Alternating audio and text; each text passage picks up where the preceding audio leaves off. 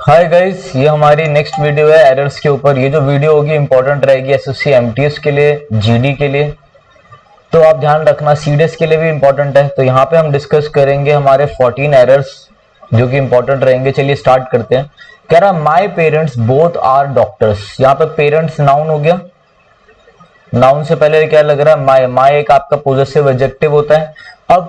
अब आप ये देखो, हमेशा मेरी बात ध्यान रखना, जब भी ऑल या फिर बोथ को लगाना हो तो ध्यान रखना ये ऑल या बोथ पॉजेसिव एडजेक्टिव से पहले लगते हैं। मतलब यहां से इधर फर्स्ट पहले लगना चाहिए इनको। तो क्या होना चाहिए? Both my parents. अगर ऑल होता तो हम करते ऑल माय पेरेंट्स। अब देखो क्या कह रहा है, ऑप्शन देखते हैं। My parents are both. Both last में आ रहा है, ये नहीं होगा। फिर कह रहा है बोथ माय पेरेंट, नहीं होगा, पेरेंट्स होता है। No improvement. इम्प्रूवमेंट की तो बिल्कुल जरूरत है कि यहाँ पे भी गलत है। तो हमारा आंसर क्या? बोथ स्टार्टिंग में आ रहा, माय पॉजेसिव एडजेक्टिव, नाउन आ रहा, बोथ माय पेरेंट्स करेक्ट है। करेक्ट ग्रामर का यूज हो रहा है।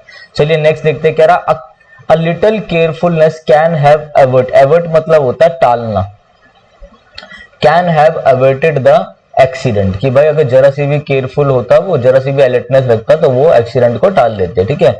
अब देखो, the a little carefulness can have averted the accident. जब भी हमारे पास मोडाल या किसी भी चीज के साथ हम हैव लगाते हैं, मोडाल प्लस में हैव, तो हम क्या यूज करते हैं? मोडाल प्लस हैव में हम क्या यूज करते हैं? हम यूज करते हैं वर्ब की थर्ड फॉर्म। हम क्या यूज करते हैं? वर्ब की थर्ड फॉर्म यूज करते हैं। ठीक है। तो अब देखो, अगर मैं बोलता हूं कैन, अगर खाली मोडाल लगा हुआ है, खाली मोडाल है अगर, तो खाली मोडाल के साथ तो V1 आना चाहिए। तो कैन अवर्टेड, कैन अवर्ट होता तो हम देख सकते हैं। तो ये तो बिल्कुल गलत है। फिर कह रहा है कुड, कुड आ गया, हैव आ गया, तो V3 आना चाहिए था, ये भी गलत है। ये कैन हैव अवर्टेड और कुड हैव अवर्टेड में अब हमें सोचना। अब देखो, ये जो एक्सीडेंट है ये तो हो चुका है ना।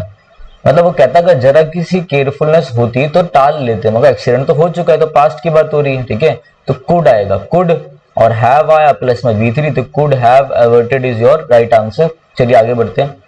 कह रहा है एवरी बुक इज रोट। बस मैं यही रुक गया। मुझे मालूम है इज, एम, आर, अगर ये एक्टिव में है तो इनके साथ V1 प्लस ING, अगर एक्टिव में नहीं है इज, एम, आर, तो इनके साथ वर्ब की थर्ड फॉर्म आती है। सिंपल है। तो every book is wrote by Ruskin Bond is a masterpiece. तो every book is written by, every book is written by, इसका मीनिंग ये चले जाएगा कि every book which has been written by Ruskin Bond is a masterpiece. हम passive में भी ऐसे दिखा देते हैं, एवरी बुक इज रिटन, और every book which has been written by Ruskin Bond, दोनों का मतलब सेम ही जाएगा। ठीक है। तो एवरी बुक इज रिटन हमारा आंसर हो गया। अब देखो, हैज के साथ V3 आता है, ये गलत। इंप्रूवमेंट की तो बिल्कुल चाहिए हमें, तो ये भी गलत हो गया। और have written, every book have written, ये तो बिल्कुल गलत है। ठीक है ना। तो एवरी बुक है, एवरी, ईच, इन सब के हैज रिटन की बात होती है। ठीक है ना, हैज आता है इनके साथ। नेक्स्ट देखो, कह रहा the teacher expected the students had finishing the project. Had के साथ हम V3 का यूज करते हैं, और अगर फिनिशिंग लगाना होता, अगर हम इससे पास्ट परफेक्ट कॉन्टिन्यूस में भेजते तो हमें हैड बीन फिनिशिंग करना होता। तो अब ऑप्शन देखते हैं। पहले बात तो मैं आपको एक चीज बता दूं, ध्यान रखना, एक्सपेक्टेड, होप अपने साथ इन्फिनेटिव लेते हैं, 2 प्लस में इन्फिनेटिव।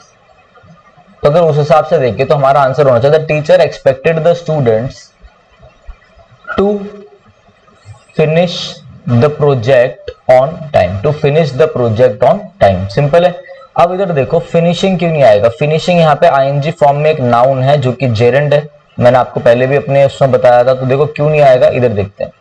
अगर यहाँ पे होता स्टूडेंट्स, एपोस्ट्रोफ आ रहा होता, पोजेशन शो हो रही होती, तो मैं फिनिशिंग लगा सकता था, क्योंकि जेरेंड से पहले हमें क्या चाहिए होता है? जेरेंड से पहले हमें एक पोजेशन चाहिए होती है। ठीक है ना। तो वो तो आएगा, आया नहीं यहाँ पर, तो ये जेरेंड तो आएगा नहीं। ये गलत है पूरा, तो नो इंप्रूवमेंट भी गलत है। तो हमें पता है एक्सपेक्टेड के साथ इन्फिनेटिव आएगा, इसलिए 2 प्लस V1 आएगा। इन्फिनेटिव क्या होता है? 2 plus V1 is called infinitive. Next देखते हैं। कह रहा है in a recession hit economy automobiles is, यहाँ पे आर होना चाहिए, ये पूरा इसमें एरर बताना। Automobiles is the mostly affected sector. अब देखो, अब कह रहा है इन अ रिसेशन टाइम। देखो ये इन एक प्रेपोजिशन है, प्रेपोजिशन के बाद ये जो आया है, ये तो आपका क्या हो गया? ये हो गया ऑब्जेक्ट। तो ये तो सब्जेक्ट होगा नहीं सेंटेंस का। सेंटेंस का सब्जेक्ट है ऑटोमोबाइल्स, ज्यादा की बात हो रही है, तो यहाँ पे आएगा आर। तो ये पहला ऑप्शन तो आपका कट गया, क्योंकि इज था। ये गलत है तो नो इम्प्रूवमेंट भी कट गया आपका, दो बचे दो। अब देखो मेरी बात समझो, एक होता है मोस्ट, मोस्ट का मतलब होता है मैनी, ज्यादा, और एक होता है मोस्टली। एक होता है आपका क्या, एक होता है आपका मोस्टली, मोस्टली का मतलब होता है आपका बेसिकली, मतलब ज्यादातर। मोस्ट का मतलब होता है मैनी, मोस्टली का मतलब होता है बेसिकली। दोनों के दोनों आपके क्या है, दोनों के दोनों एडवर्ब है। ये आपका एडजेक्टिव भी होता है और ये आपका एडवर्ब भी होता है मोस्ट। तो ऐसा मत सोचना कि इसके पीछे एल वाई है तो ये नाउन हो गया, ठीक है, ये आपका एडजेक्टिव है तो एडजेक्टिव को क्वालिफाई करेगा, मोस्टली ही करेगा क्योंकि ये एडवर्ब है। नहीं नहीं, मोस्ट भी आपका एडवर्ब होता है। अब यहाँ पे जो आपका आंसर जाएगा, क्योंकि दोनों एडवर्ब है, आपका आंसर जाएगा सेंस के हिसाब से, ठीक है। तो देखो, इन अ रिसेशन हिट इकोनॉमी, जब रिसेशन आया तो सबसे ज्यादा किस चीज को इफेक्ट पड़ा, तो सबसे ज्यादा इफेक्ट पड़ा ऑटोमोबाइल्स को। तो सबसे ज्यादा, ज्यादा का मतलब most, are the most affected है, तो सबसे ज्यादा, इसका मतलब है सबसे ज्यादा और इसका मतलब होता है ज्यादातर। तो ये तो नहीं कहेंगे हम ज्यादातर ऑटोमोबाइल्स को, हम कहना चाहते हैं सबसे ज्यादा। तो are the most affected sector, आपका ये डी आंसर हो गया। मैं होप करता हूं कि आपको अच्छे से समझ में आ गया होगा। चलो नेक्स्ट देखते हैं। I had first gone to Srinagar, पहले मैं श्रीनगर गया, कहां पर, विद, अब देखो इधर, ये एक नाउन है भाई, फैमिली एक नाउन है, और माइन आपका क्या होता है, माइन आपका होता है पोजेसिव प्रोनाउन। माइन आपका होता है पोजेसिव प्रोनाउन। प्रोनाउन और नाउन कभी भी एक साथ नहीं आते, यहाँ पे आपको एक एडजेक्टिव चाहिए तो इसका बनेगा माई, ये एक पॉजिटिव एडजेक्टिव होता है। तो with my family is the correct answer, B आपका ऑप्शन हो गया।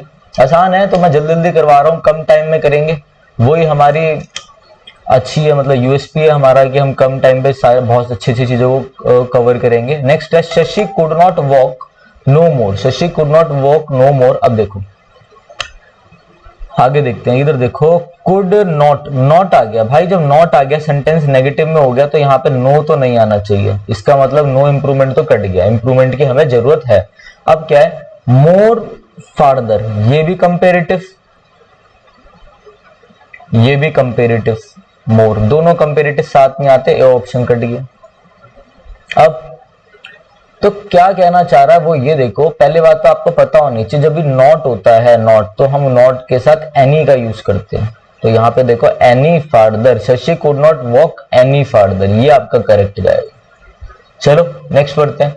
आई had to reconsider my decision as going to Syria might been dangerous. चलो इधर देखो, माइट हैव बीन, बीन आया है तो वर्ब की थर्ड फॉर्म आनी चाहिए थी यहाँ पर, जैसी वर्ब की थर्ड फॉर्म, यहाँ पे तो वर्ब की फर्स्ट फॉर्म है, हैड टू के साथ फर्स्ट फॉर्म है, टू के साथ फर्स्ट फॉर्म, V1 बताया मैंने, हैड टू V1 लेता, चलो सही है, टू के साथ V1 दे रखा है।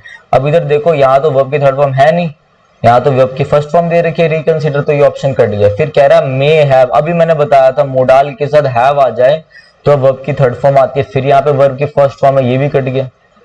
फिर हैड टू बी, अगर हैड टू बी लगाऊंगा तो भी वर्ब की थर्ड फॉर्म चाहिए, तो फर्स्ट फॉर्म है, ये भी कट गया, तो बचा क्या, no improvement is your correct answer. Simple है यार, क्या टाइम वेस्ट करना। आगे देखो, it is not for nothing that Mumbai is talked about as the most cosmopolitan of Indian cities. एक वो कॉस्मोपॉलिटन बताना कमेंट में कि इसका मतलब क्या होता है, ठीक है ना, बहुत आसान है, जिसने पढ़ रखा होगा उसे पता होगा। तो देखो, अगर मैं बोलता हूँ मुंबई इज टॉक्ड, यहाँ पर है, इधर मुझे एरर बताना, तो इधर देखो सेंटेंस इंप्रूवमेंट कर रहे हैं हम, यहां बताना, तो एक चीज देखो, अगर मैं बोलूंगा, फर्स्ट ऑप्शन लेता हूं, अगर मैं बोलूं मुंबई इज टॉकिंग, इसका मतलब क्या होगा, इसका मतलब होगा कि मुंबई जो है वो बात कर रही है, तो ये तो गलत हो गया।